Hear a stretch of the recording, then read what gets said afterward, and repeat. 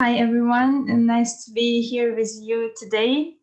And as Lorenzo said, yes, unfortunately, I'm no longer working at the Oil and Gas Climate Initiative or GCI.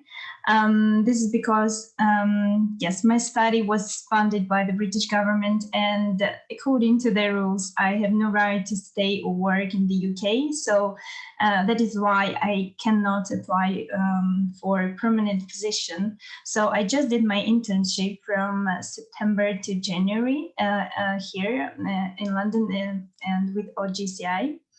And anyway, I would like to share my experience, as now I'm also applying for a lot of positions. And earlier today, I had an interview with Irina's managers. So it's the International Renewable Energy Agency, headquartered in Abu Dhabi.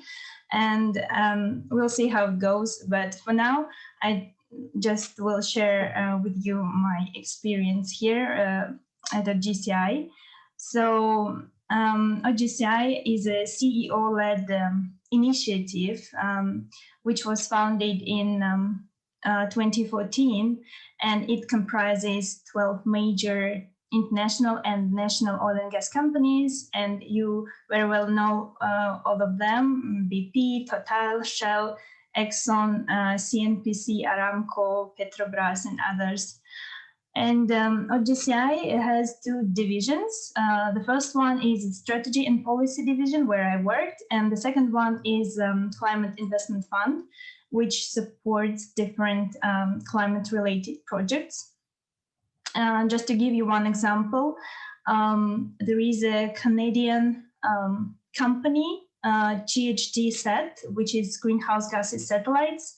And for example, they have launched 2 satellites already for emissions detection. And the plan is to have quite a few high-resolution satellites out there in the orbit to detect leakages specifically of methane and other greenhouse gases, and eventually to be able to measure those leakages.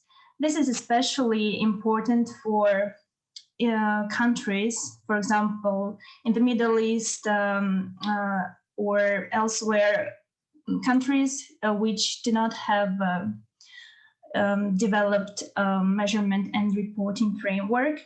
So those initiatives really lead to transparency of oil and gas operations.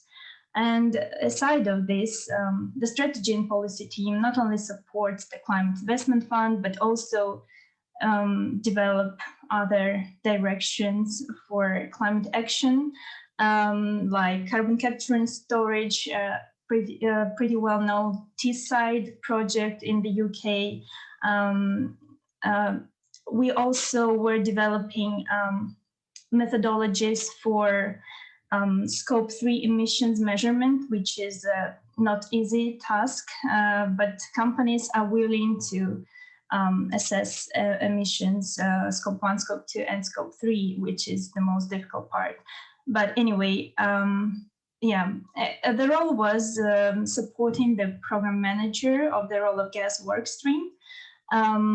And it was really interesting because the OGCI stands on the crossroads of many organizations and different stakeholders. And we were dealing a lot with the United Nations Environmental Program on the EU Methane Observatory, for example, or Irina, or consultancies like Environmental Defense Fund, or IHS, EY, things like that, and leading universities in the field.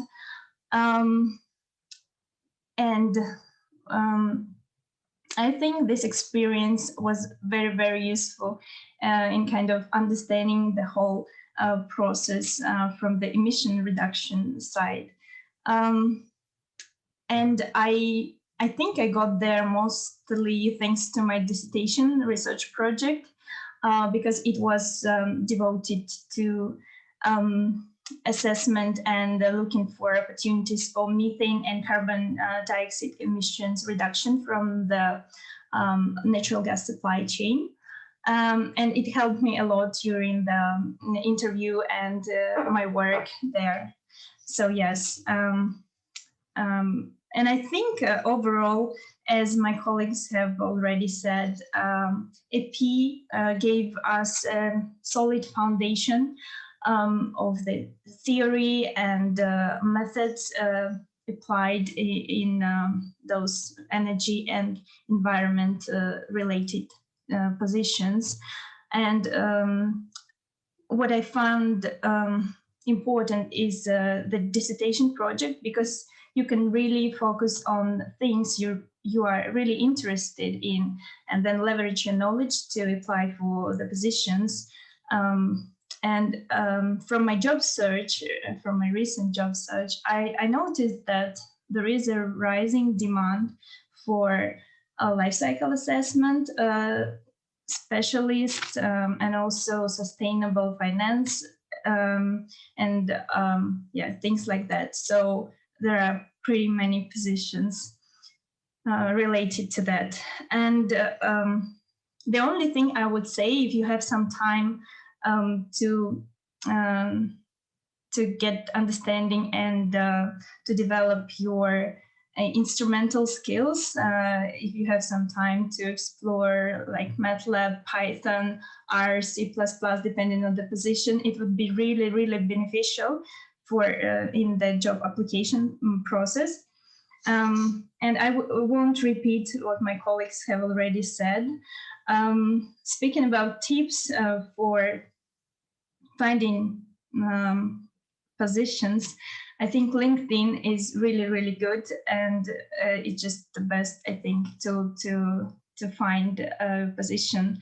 And another one, yes, you may want to acquire some software skills that will be really useful, because I even saw in one of the job advertisement, the company clearly stated that knowledge are not that important as skills. And I think it's kind of true for entry-level positions, but not my words, just something to think about. And the overall market, or the current situation, we've also discussed it with my colleagues.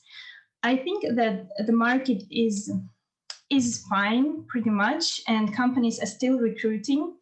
And what is interesting, that they are now more interested in finding young and talented and rather cheap employees, I would say, than very experienced and very expensive. So the cost cutting lies somewhere here, and I think some opportunities for young graduates lies here. So I will end here.